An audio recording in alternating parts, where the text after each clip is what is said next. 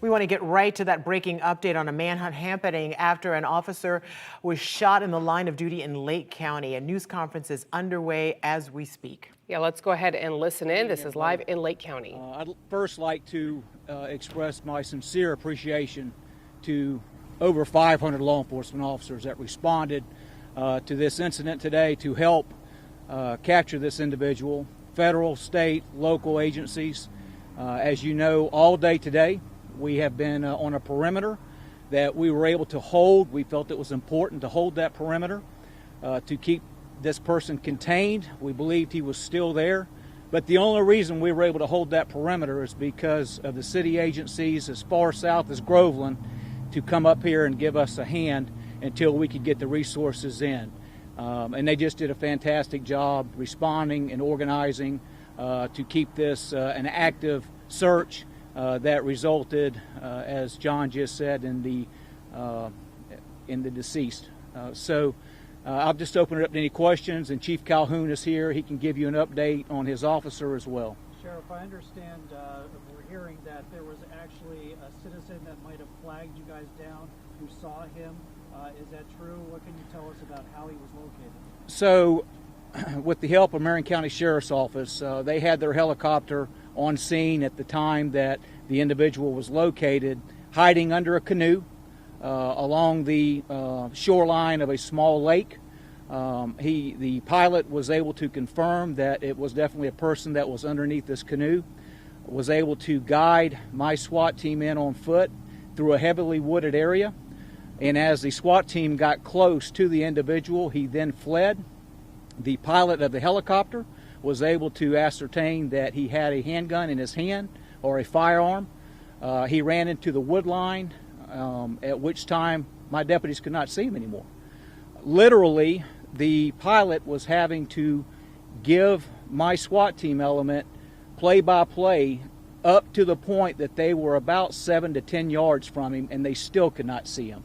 But the pilot, having some sophisticated equipment in the helicopter, was able to see the individual take up a prone position in an aggressive manner, and it got hairy. And at some point, he failed to comply with the SWAT team's commands, and gunfire was exchanged, and he is deceased. Did he fire at the deputies at any point? That's all being looked at right now as to who fired first, and Florida Department of Law Enforcement is on scene actively investigating that. Are those deputies, I would imagine, on paid leave, and how many opened fire?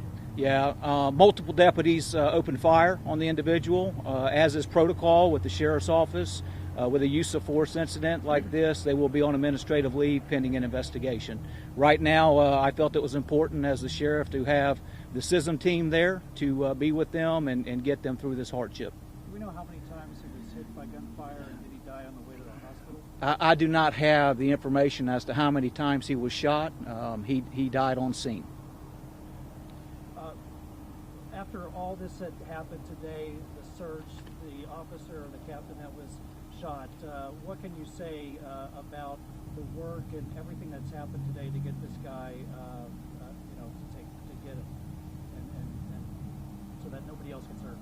Yeah, I would just tell you that it was a joint effort, and from the federal level right on down, we had Homeland Security, we had U.S. Marshals there, we had U.S. Forestry there.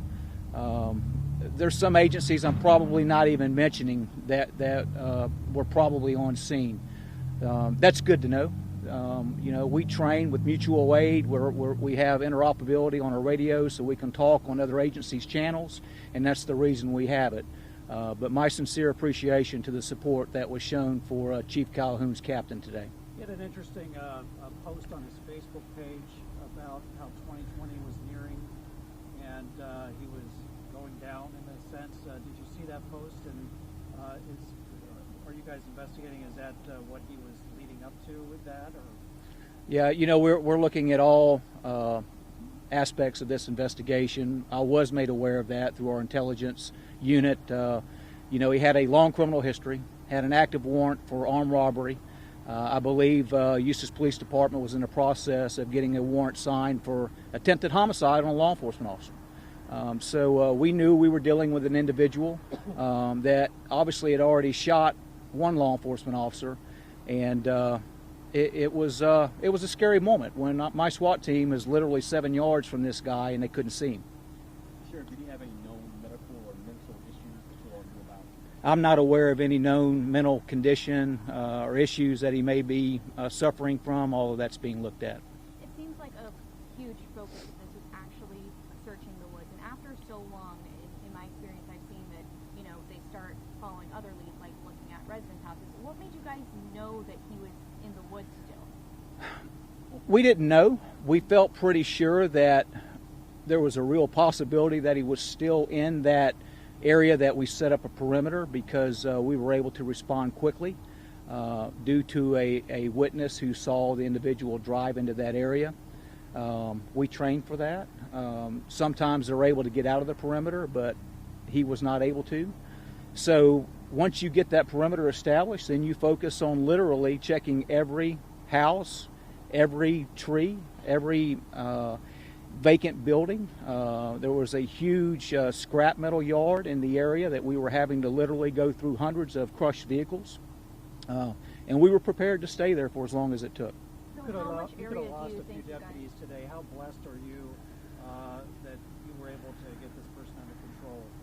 Well, I'll tell you, 30 minutes before the gunfire erupted, the pastor of this church, it's right behind me, First Baptist, Umatilla, Pastor Brooks Braswell, came into the command center with me and my staff and prayed about this.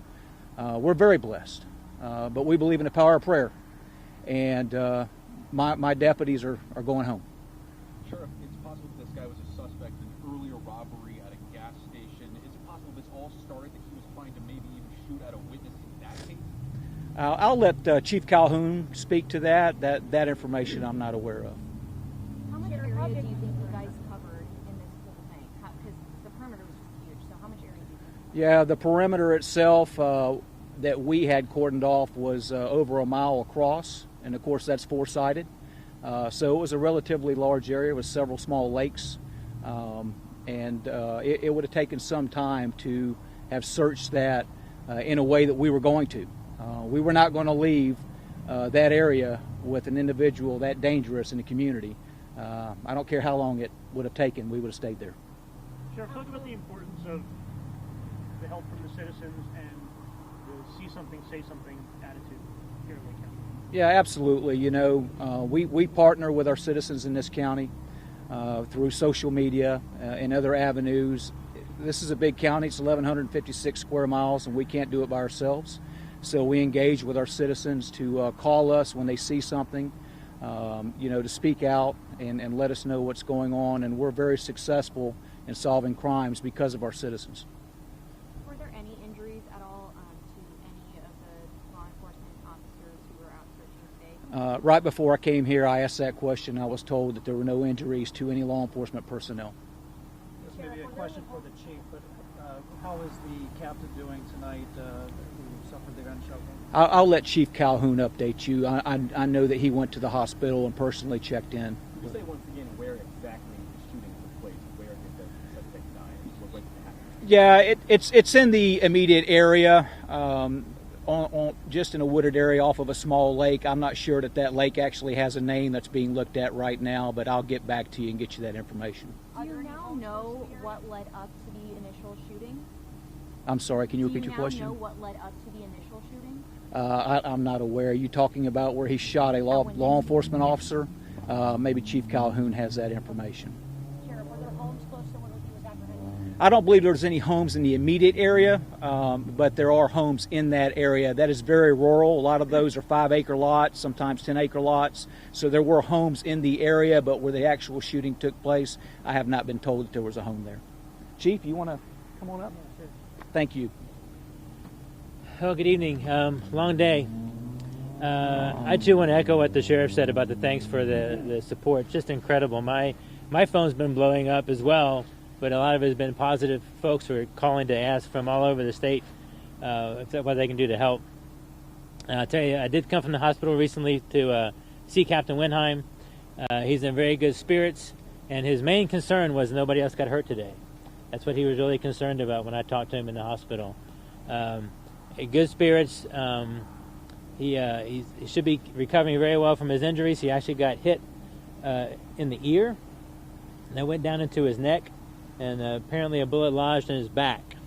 So he's still in the hospital. They're going to decide tomorrow exactly what they're going to do to treat that, if they're going to go in and get it, or a lot of times they actually are leaving the bullet inside. So he's doing very, very well. We're very, very pleased with that, and pleased at the outcome that, again, nobody else got hurt in this situation. A very, very dangerous man. He's very lucky to be alive.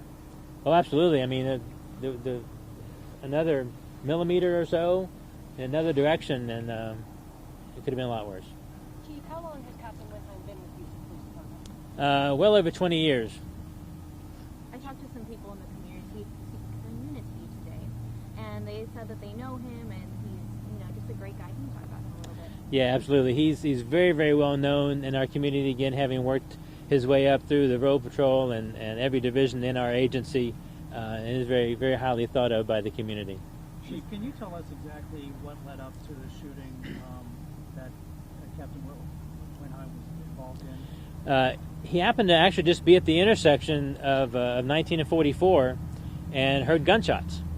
And so he started to go over that direction to that parking lot, called dispatch and said, has there been any reports of an armed robbery? Because I just heard some gunshots. As he was going to pull into the parking lot, the suspect was pulling out at a very, very high rate of speed. So with the gunshots, the combination of the gunshots and the erratic driving, the captain turned to follow him. Actually went down 44 just a little ways, and the suspect pulled over. The captain was in an unmarked pickup truck. We feel pretty sure that he didn't know who he was. He was in full uniform, and when they passed, I think he obviously saw who he was. And again, he's well known in the community, and so is his truck. The suspect pulled over and stopped without any indication, from the lights that the captain hadn't turned the lights on yet. So he pulled over and stopped. The captain pulled way back behind him to see what was going on, and he just immediately jumped out and started firing. Captain Winheim had no time to do anything. There was no engaging of any kind. He just started shooting.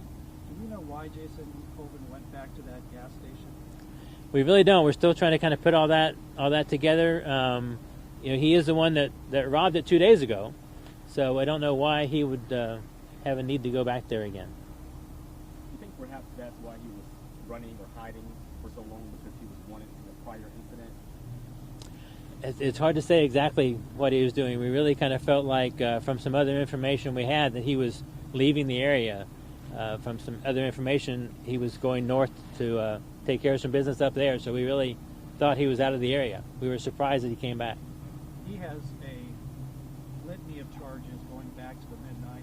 You guys are you know him very well. Is this person a dangerous individual, and is this somebody that you're glad is off the streets, in a sense? He has certainly posed a danger, and his behavior over the last couple of days alone has been pretty scary to think of him being out there. Yes, sir.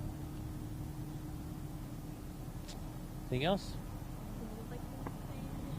I did, just again echoing the assistance that we've gotten when we have 500 officers from all over the cities and counties. Has just been amazing. Appreciate it very much. Does it make you emotional at all to see everyone come together for one of your own? Very much. It's yes, certainly does. Thank you. Thank you, everybody. All right, sounds like the police chief got a little emotional there, describing all the support that they've received. More than 500 officers responding after Eustis Police Captain Gary Winheim was shot earlier today. The breaking news: the suspect has been killed in a shootout with deputies this evening, and that the officer will be making a full recovery. Yeah, I'm learning a lot of information about how this all unfolded, and especially the fact that Captain Winheim was shot. It hit him in the ear, went through his neck, and that bullet is lodged in his back, and that's where it's going to stay. But despite all of that, he is in good spirits, and as you said, will make a full recovery. They had a massive response to this, even on the federal level, but found the suspect hiding under a canoe near the water. And because of the technology on a helicopter, they were able to spot him hiding. The SWAT team saw him. They got closer. He did not comply with their commands, and that's when the shootout ensued. That infrared technology is really amazing. amazing, so much so that the deputies in the helicopter were able to know that he had a weapon on Yes. him. So obviously this is the ending that we were hoping for the officer. He's expected to make a full recovery. We are going to continue to follow this. We have crews all over Lake County tonight, and we will have much more for you on clickorlando.com throughout the evening, as well as tonight on News 6 at 11. We will see you then.